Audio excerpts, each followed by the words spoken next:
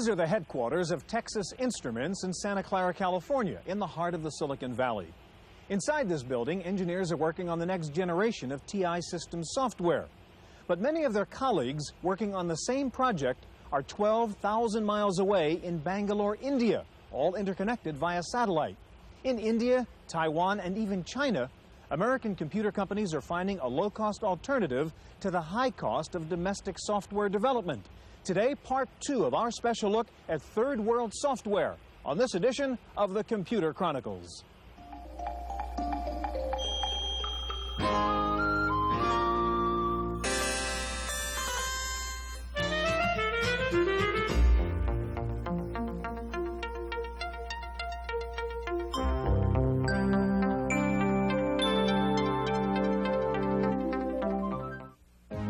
Computer Chronicles is made possible in part by McGraw-Hill, publishers of Byte magazine, and VIX, the Byte Information Exchange.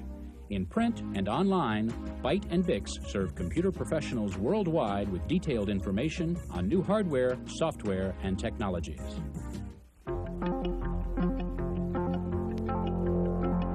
Welcome to the Computer Chronicles. I'm Stuart Chaffee. Gary Kildall is off this week.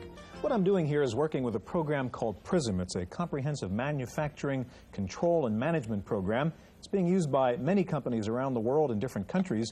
And what's most interesting about this program is it was developed under contract by a company in a third world country in India. In fact, many American computer companies, Texas Instruments, Hewlett-Packard, Digital Equipment, Apollo, Sun, Microsoft, Citicorp, are either developing software in India or negotiating deals to do so. One of the reasons India has been leading the world in the export of software is probably its extensive educational system, with universities and technical institutes turning out tens of thousands of computer engineers each year. In part 2 of our special look at third world software in India, we begin by an examination of that educational system. Here in this country of almost 800 million inhabitants, American computer companies have discovered a pool of 2.5 million English-speaking programmers and engineers. They are the product of a sophisticated system of higher education. India's major asset is manpower, not low-cost manufacturing manpower like you'd find in the Far East, but low-cost and, more importantly, high-quality engineering manpower. This university in Bombay is just one of several major universities and technical institutes scattered throughout the country that are producing more than 10,000 graduate engineers each year. Advantage is our manpower. We have tremendous potential. We can build very large, full of talented people in this field. I can find you 50 PhDs from US in less than 2 weeks. Okay. I can find you physicists, mathematicians, chemists, who will also have background in computer science. So not just computer science, a lot of other background.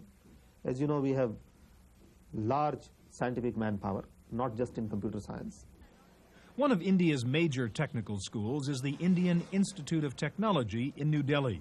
Many graduates of the IIT choose to continue their studies in the States. I would rate the level of education, at least at the undergraduate level in India, in the Indian Institutes of Technology, comparable to best anywhere available. And I can say that with degree of confidence because our students have been able to find admissions in the best universities in the world, including Stanford, MIT, Berkeley, and you name it in US itself. The IIT's PC lab is open 24 hours a day and serves graduate and undergraduate students. There is such a demand for the lab that students often line up at the door waiting to get in. The Institute offers courses in design automation, robotics, computer networks, and parallel processing. A school with an altogether different curriculum is the NIIT, or National Institute of Information Technology. NIIT is a private group of training centers offering courses in basic computer literacy, programming, and systems design. The school staff are also available as corporate consultants. NIIT claims to have trained 50,000 students since its founding in 1982, yet in spite of the vast number of Indian programmers graduating each year, NIIT's director shares a common concern about India's brain drain. I think it's a very significant problem. I'm told that out of the IITs, which are our top-end technology institutes, almost 75% or more of the students graduating in computer sciences leave every year. That's one. And then even the software export activity, that also is pulling away a lot of our good people, because we're doing a lot of contracts where our people are working on contracts in the US. So they're there for 2 years or 3 years or 4 years. Whether Indian students choose to leave or stay, they graduate from school with another kind of talent, an acquired ability that may be the key to their success in the computer software field. Most of our people are already trained in English. Our languages are also very similar to English languages. They are structured languages. It's not pictorial language like Japanese or Chinese. And when you think in structured language, writing software becomes easier. When you write in pictorial language, writing software becomes difficult. So I would definitely say that Indians are much better software programmers than others. No question about it. Some observers have found parallels between India's booming software business and the offshore hardware industries of other Asian countries like Korea and Taiwan. While English-speaking India may be the world leader in offshore software, competition is starting to appear among its Asian neighbors. I think the dragons of the Southeast, like Singapore and Hong Kong and Malaysia, are all potential competitors. But I'm reminded of a recent study which Hewlett-Packard Company did, where they sent out a corporate team to visit Asia to source countries, and they ranked India #1. Just coming into sight on the distant horizon are countries such as the Republic of China on Taiwan, better known for cheap hardware than for bargain-priced software. In population and size, the Republic of China on Taiwan could easily fit into one of India's smaller states. But in terms of hardware exports, Taiwan has captured a generous portion of the world PC market. At the Hsinchu Science Park, south of Taipei, there are companies making PC clones, add-on boards, disk drives, keyboards, and mice, and almost all of it shipped overseas. The company names are familiar to most PC users, but in spite of the country's comfortable lead in hardware exports, Taiwan's government is pursuing the development of a local software industry as well. There are a couple of reasons. First of all, in the past of years, the microcomputer industry has been proving very good, from Taiwan, and the companies like Acer, Mytex, they really need some software industries to help them to upgrade to the system levels. For example, if they can provide some desktop publishing systems, information retrieval system based on the microcomputers, then they can compete with not only the Korean products from Hong Kong, products from some other countries. Taiwan's Institute for Information Industry is promoting several kinds of software development, some of which add new functions to popular hardware products like laser printers and scanners. In application software, the III is focusing on desktop publishing in particular and products for the Microsoft Windows environment. There are advanced projects as well in artificial intelligence, expert systems, and computer-aided software engineering. I don't think we're going to occupy the whole world market, okay? I believe Indian probably are very good for the software industry. Well, so as us. I think the most important strength is the manpower, because the brain power of the people.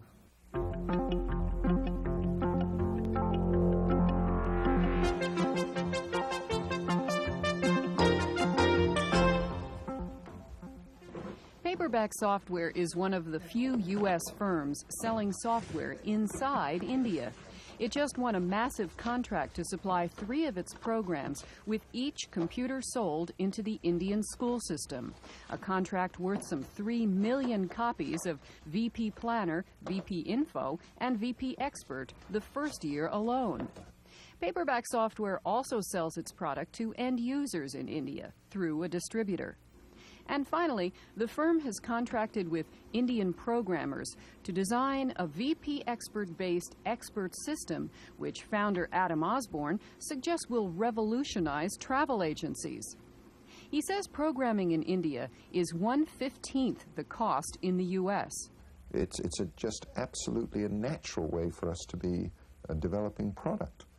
And we anticipate, well, we're going to start with this one, get things worked out, and in the end I foresee Paperback Software doing all of their major expert system product developments in the future, not the tool itself, that we will do here, we will continue doing here, but the products that use the tool we will be doing in India. Osborne spent much of his childhood in India, so he has a deeper understanding of the country than most. He believes that in a short time, the country will undergo a radical transformation. Salaries in India are going to go up. At the moment, they have an oversupply of programmers and engineers. First, they'll mop that up. Once they've mopped that up, then you're going to see salaries increase, and you're just going to see the same thing happening as you've seen in Korea or Taiwan and then Japan.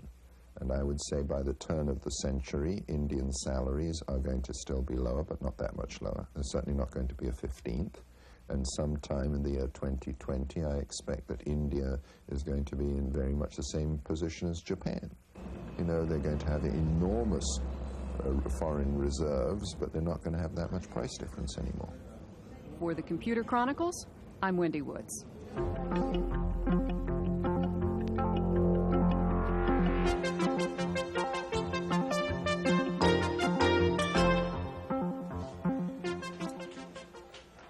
India's drive to become a high-technology center involves more than improving the country's trade balance. The new liberal trade policy has an ulterior motive: to raise the country's domestic level of technology applications. At first glance, it might seem unlikely that a developing nation like India would benefit from the PC revolution. While the country has made great strides in feeding its vast population, close to 40% of India's people still live in poverty. But India is also a vast industrial power, among the top 10 industrial nations in the world, with its own satellites and space program. Today, there are many examples of how India's homegrown computer industry has improved day-to-day life in India. In the past, the trouble with the Indian railway system was not how long it took you to get from A to B, but how long it took you to buy a ticket. It wasn't uncommon in the past to have to wait in line for 8 hours or more just to buy one train ticket. Now, thanks to a computerized reservation system, the average wait in line has been cut to less than 20 minutes. The Indian railway system is one of the world's largest and the principal means of transport for the Indian people. Over 10 million passengers board Indian trains each day. Until recently, buying a ticket was a complicated and time-consuming ordeal, requiring half a day or more of waiting in different lines for different trains. The new computerized reservation system, called Impress, was developed by the CMC Corporation of New Delhi. In the railway stations, for example, in a big railway station like New Delhi, actually there are about 160 trains going every day, and each train has to have a counter. Now, there are certain trains where the rush is very great, and in others it's much less. A person going in a train which is very crowded has to stand in a queue which is, very, very unwieldily long. And it takes a lot of time, almost a full day to buy a ticket. So now what has happened is, from a dedicated counter for a train, it is any counter, any train. And people have really come and told us that it's a real great difference. The Impress reservation system controls hundreds of train movements from Bombay to Calcutta, from Delhi to Madras. The memory capacity exceeds 2,500 megabytes of storage. Booking a seat can be very complex. There are 4 different classes of service, and within each class you can book sitting, sleeping, or standing room. There are express and local trains, and there are dozens of discounts for everyone from art students to Bravery Award winners. The reservation system includes video displays of the status of each train. Trains are routinely overbooked in India, and waiting lists are common. The status screens are color-coded. Green indicates that seats are available. Yellow stands for reservation against cancellation, whereas red means wait list only. A blinking cell means the status is about to change. New Delhi Station alone sells about 50,000 seats per day. While computerizing India's immense rail network may be a unique challenge, the technology used in the process is applicable to other similar projects, and more importantly, it is exportable. Railways may not be so very relevant in a developed country because other forms of transport are more prominent. But a freight management system, for example, or an online transaction processing system of such a magnitude would be useful in so many other applications, like in ports.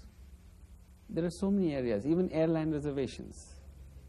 So we can easily translate these skills to developing relevant applications in whatever country it's needed. Statistically, India is a country of mind-boggling numbers. Almost any kind of large-scale computer project quickly becomes a massive undertaking because of the sheer size and diversity of the country. There are 12 cities in India with over 1 million population, and 4 of those have populations exceeding 4 million. Yet over 70% of the population lives in rural areas, scattered amongst 500,000 villages. In an effort to link the widely dispersed government offices, India's National Informatics Center is building a wide-area satellite network. When complete, it will link 32 state governments and 441 local districts with 500 Earth stations, possibly the largest network of its kind in the world.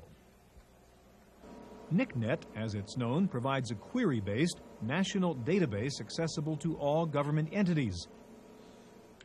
NICNet reaches into every corner of India, including remote jungles where, according to reports, technicians were chased away by unfriendly local tribes.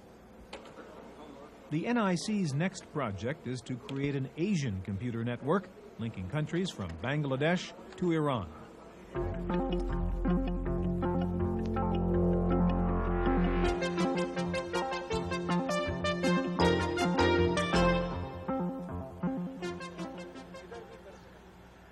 According to the new Indian trade laws, foreign companies can establish joint ventures with 40% minority partnership or 100% ownership under certain conditions.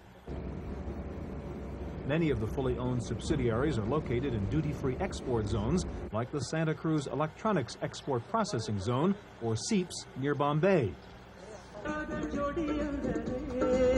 Bombay is the New York and the Hollywood of India, combining financial power with Tinseltown glamour. Recently, India's premier business city added high technology to its collection by giving exporters a very special deal. SEEPS, a campus-like suburban industrial park, is the first duty-free export zone in India devoted to electronics and software. Companies setting up shop here are entitled to a tax holiday for the first 5 years of operation, and they receive a 50% discount on the lease.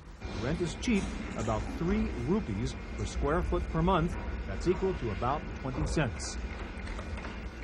Among software exporters, Citicorp is a major tenant at SEEPS. With an office that looks like it could have been airlifted from the Silicon Valley, Citicorp Overseas Software Limited, or COSL, is connected to other Citibank offices by electronic mail.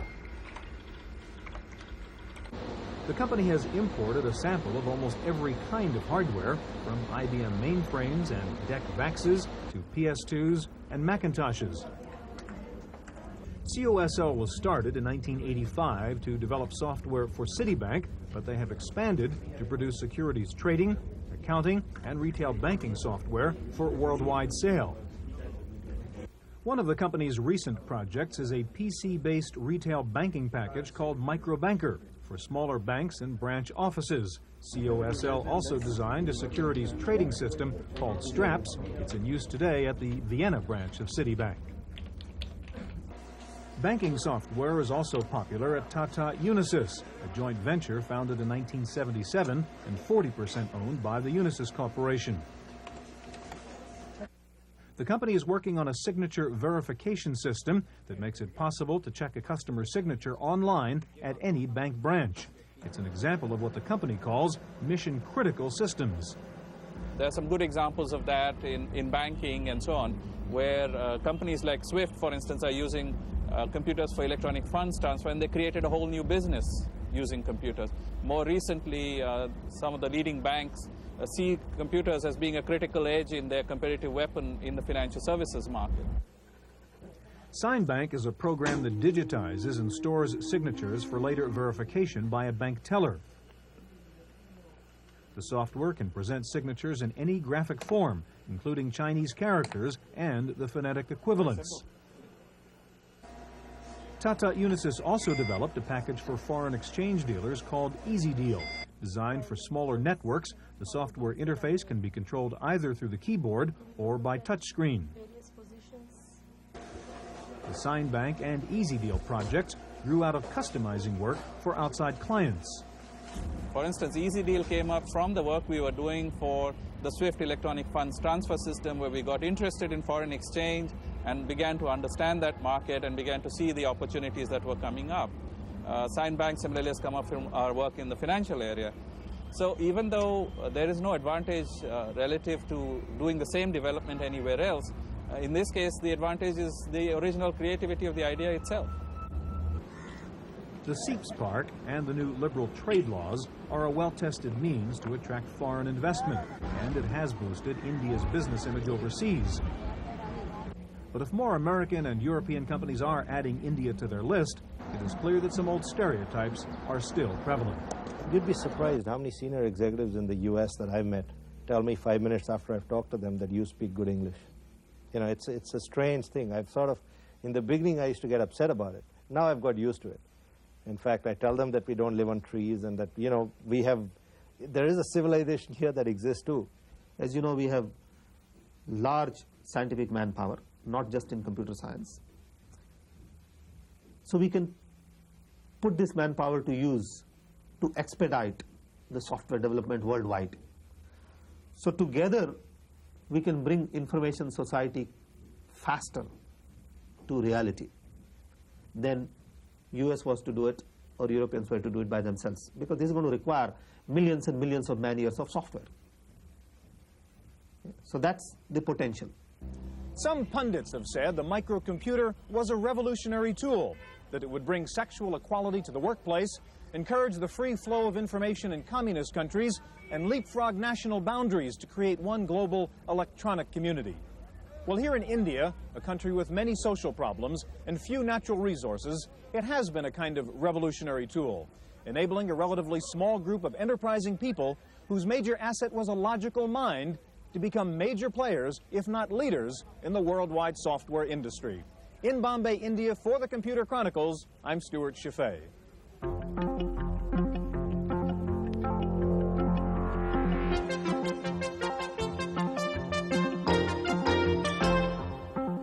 In the Random Access file this week, arch rivals Compaq and IBM have signed a cross-licensing agreement covering patents in the area of personal computers, peripherals, and other advanced computer technologies.